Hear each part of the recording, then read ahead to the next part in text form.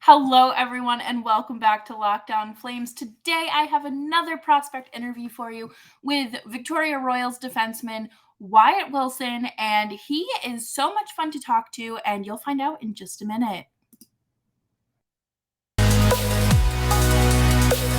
You're Locked On Flames, your daily podcast on the Calgary Flames. Part of the Locked On Podcast Network, your team every day.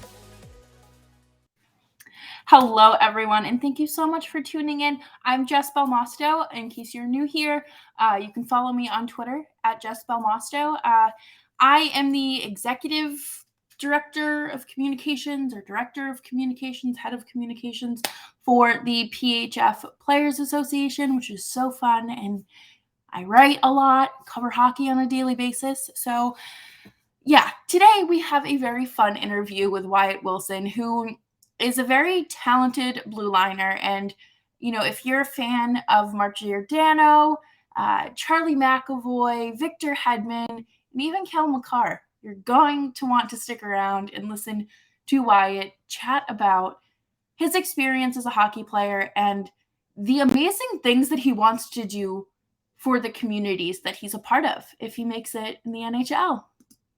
Let's jump right into it.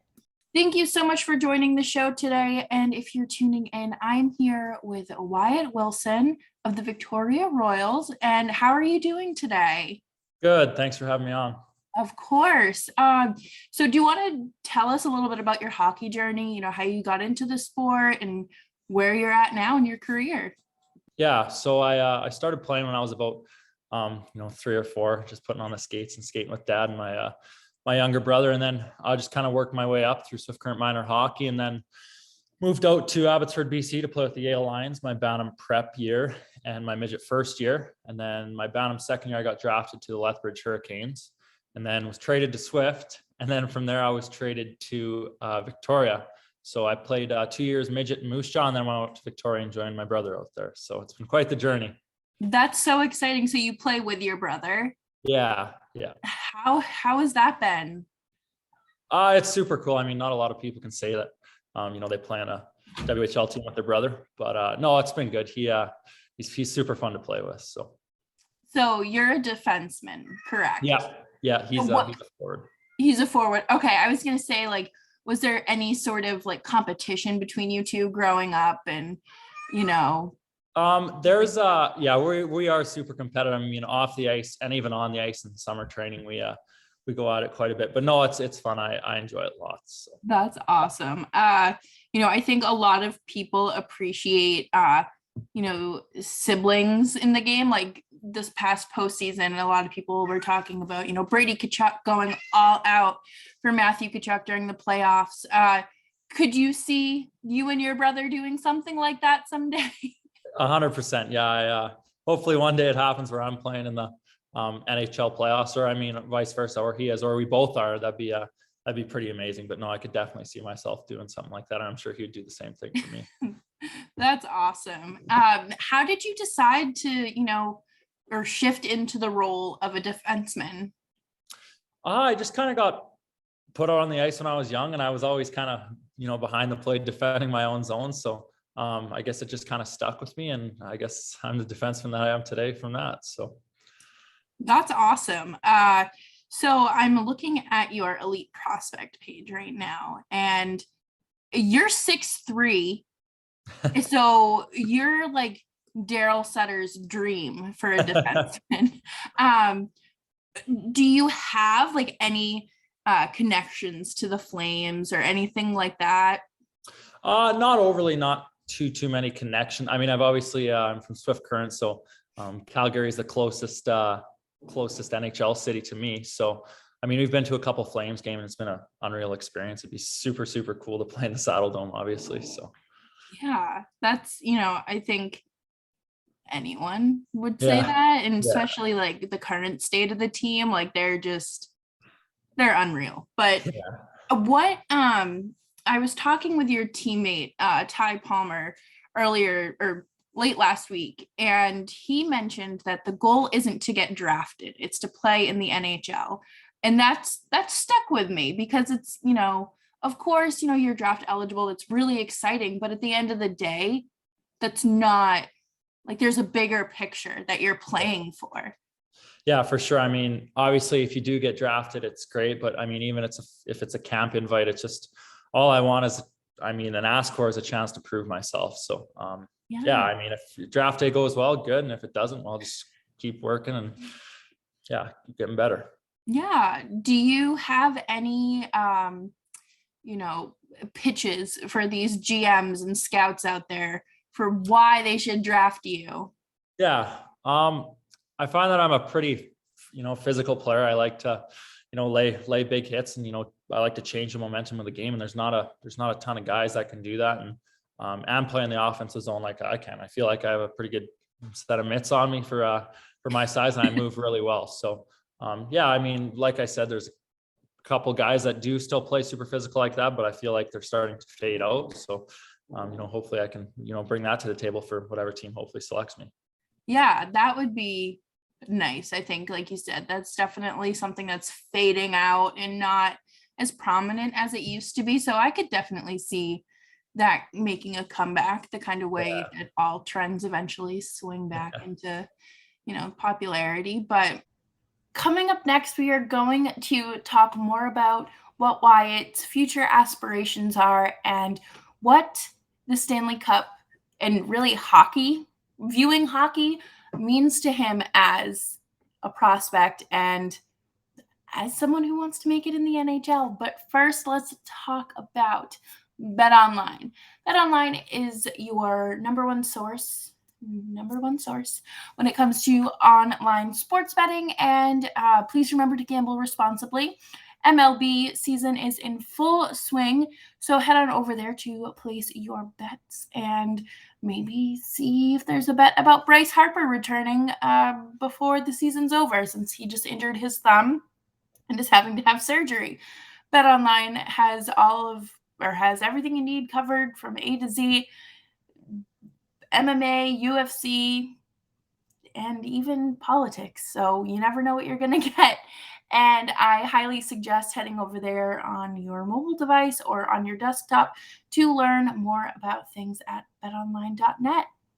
BetOnline, where the games begin. Outside of hockey, what do you find yourself doing to, take care of yourself, to relax, to just not be a hockey player 24/7? In the summers, I do quite a bit of surfing. We have a cabin out at the lake, so I do a ton of surfing. But in winters, I guess in summers too, I do a ton of fishing. Do a little bit of tournament fishing, and do a lot of hunting in the fall. I mean, that's pretty tough out in Victoria now that I'm out there and not at home, so that does suck a little bit. And then I do a lot of ice fishing in the winters as well. So that sounds like fun. I live in upstate New York, and the one thing that I see all the time on Lake Champlain is the tents during the winter. And I give anyone credit who can go out there and sit around a little circle and just drop a line. No, it's pretty fun. It gets pretty cold here too, so the tents do definitely help for sure. Oh, I'm sure. So what else do you like to do, or do you find yourself really gravitating towards? Obviously, hanging out with friends. I don't get to see them all winter, so kind of reconnecting with them. And I like going to my old middle school and visiting all the teachers and just kind of giving back to the community. Sometimes it makes the guy feel good, and it, I think, makes other people's lives better. So yeah, that's important. I think that a lot of, I know for me, even with the small platform that I have as the podcast host, it's still it's important to be hey, this is where I came from. You can do anything you set your mind to as well. And whether that be sitting and talking to a webcam 5 days a week or playing in the WHL, getting ready to potentially be drafted. It's really nice, I think, for the younger kids to see. No, it's not all about what happens on the ice. I mean, a ton of it goes into off the ice. I mean, you see all these guys going to charity events, and whether it's charity events or schools or children's hospital, it's unreal. Yeah, absolutely. Are you going to be at home for the draft? Are you going to be in Montreal? What's your draft day experience looking like, do you think? Yeah, so my draft day, I have training at 9 in the morning or 8:30, and then I'll be going on the ice, and then I'll be driving home because the closest ice surface to us is about an hour and 10 minutes. So yeah, I'll come home and probably watch it with the family or just hang out at the lake and watch it. So nothing too big, but no, well, that's still exciting, yeah. It'll be, you'll be at the comfort of your home. And Yeah, I don't know how it works, but if you see like an unknown number call you during that day, is that going to be the general manager of whatever team saying, we've got a jersey ready for you? yeah. They'll usually call you after, I think. So they'll obviously select you and then give you a call. But I mean, leading up, you might get calls from teams just kind of asking, how are you doing mentally and physically? Yeah. So yeah, it's nerve-wracking for sure. But I mean, you just got to try and stay calm and kind of get through it. So yeah, I can't even imagine. And then, you're going to be on the ice most of the day and then driving back. Like, yeah, you're not really phone available for those few hours. So now let's shift to the NHL for just 2 seconds. Did you have the Avalanche winning the cup this year? I had Tampa Bay. Kind of I thought they were the underdogs for sure. I mean, Colorado's got a very talented team. I think they deserve to win for sure. But no, I just thought, Tampa maybe can give them a run for their money. And I thought they did pretty well, but obviously Colorado kind of came through there in the end. But yeah, I think the scary thing about Colorado is how deep of a team they are. Yeah. And even throughout points in the season, I think Landeskog and McKinnon were out at the same time, and their team still was dominating. I was like, oh, okay, that's fine. Thanks. Yeah. But do you take any like lessons or any I guess like maybe if you watch a hockey game, like film instead of like a fan, like do you take pieces of, players' game style and things like that away from the game? Yeah, for sure. I mean, when I watch a game, it's usually not because I'm a fan. I'm just usually watching, what the defensemen are doing. I mean, that's an elite level, and they're doing things people don't even notice. You really have to study and watch the film to notice. So yeah, for sure. In that series, I watched a lot of defensemen. One guy I like watching, obviously Cale Makar, but Josh Manson, he plays a really physical game, kind of a two-way shutdown guy almost. And yeah, he was super fun to watch and just kind of critique. So yeah. And do you think I don't even like Cale Makar is so young.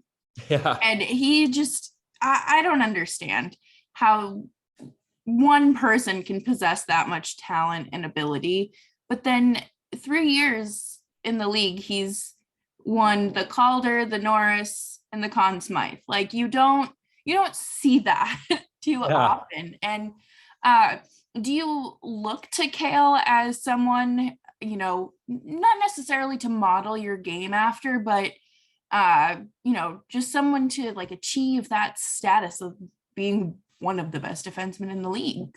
Yeah. Hopefully one day be as good as him. But some other guys I like to model my game after, Seth Jones. Seth is a big guy. He moves the puck really well and makes a super, super good first pass and defends really well. And then another one is Victor Hedman. He's massive. He skates super smooth and also defends really well. He finds lanes from the blue line, just gets shot through. And then another guy is Mark Giordano. Good old Gio. Yeah. Not just on the ice, but I mean, off the ice, he was always, at children's hospitals and out in the community, just kind of giving back. So so those are kind of the three I like to model my game after and outside of my game, I guess. Yeah, no, I can tell that, you really are into the philanthropy side of the game. Do you think you would ever, start a foundation or do something involved with your, like, whether it be your home community or the team you play for? Yeah, I could definitely see something like that, running a hockey school or something back home in my home community, but definitely, yeah, giving back to, whether it's the cancer foundation. I know my cousin just went through breast cancer. I actually just gave her my breast cancer awareness jersey. So yeah, so giving back to, that, or whether it's a charity, it doesn't matter. I mean, I love doing it. So That's awesome. Honestly, like, I know that a lot of people are just like, oh, well, like they just do this because, oh, it's part of like the team's image. But then, there are, I mean, I'd like to think that people are genuinely into giving yeah, back. And yeah, sure. I know that it must be hard, like you're so focused on all the good things going on, but then you do realize, like, oh, there are people who unfortunately do have it a lot worse. And whether that's, like you mentioned, a family member or a sick kid who's in the hospital for Christmas, and a visit from someone who's, not a doctor, probably light up their world. Yeah. Sometimes you gotta, not take a step away from hockey, but put things in the bigger picture, and, just think about those kids or people, and just, kind of give back to them and make their day better. So Absolutely. And I know in Calgary, they do a lot of outreach work in the community. And that's like one of my favorite things about covering them, is seeing how much community involvement they have. And even though Gio's gone, he ended up this past weekend at Toronto Pride. So that, like, his heart's in the right place. And I think, any organization would benefit from having you there, and right. on the ice and off the ice, clearly. And coming up next, we are going to wrap up the show with, Wyatt's thoughts on the draft, his anticipation surrounding it, and of course, we're just going to take a quick break here. Thank you so much for tuning in to Locked On Flames. As always, make sure you leave a comment, subscribe, like, rate, review the show wherever you're tuning in from. Yeah, that's incredible. What did you learn from your game this past season? I learned a lot. I mean, obviously coming from midget to the WHL, it's a little bit faster. So guys make plays at way higher speed. So you just got to kind of adjust to that. But other than that, I didn't learn a whole lot. I mean, obviously, like I said, next year I'd like to, kind of move towards the offensive side of things, work on my offensive side of the game. And yeah, other than that, just kind of keep rolling and see what happens, I guess. That's exciting. I wish nothing but the best for you. I mean, I don't even know. You're 18, and you're like wise beyond your years. So congratulations, because I wish I was as wise as you when I was 18. Yeah, thank you. I appreciate it. Of course. Is there anything you're doing this off season that you're really looking forward to? Not overly, no. Just I mean, I'll be skating a ton and working out with a bunch of buddies that actually played in the WHL, just in different divisions. So we kind of all meet in one place and train together, and push each other to be better every day. So I'm excited for that. That's one thing I'm super excited for. Move up to Moose Jaw next week and start. So that's so exciting. I'm glad that you get to hang out with like friends too, and it's not just like, hey, I'm home for the season and or for the off season, just kind of do it myself. But the draft is like a little over a week away, I think.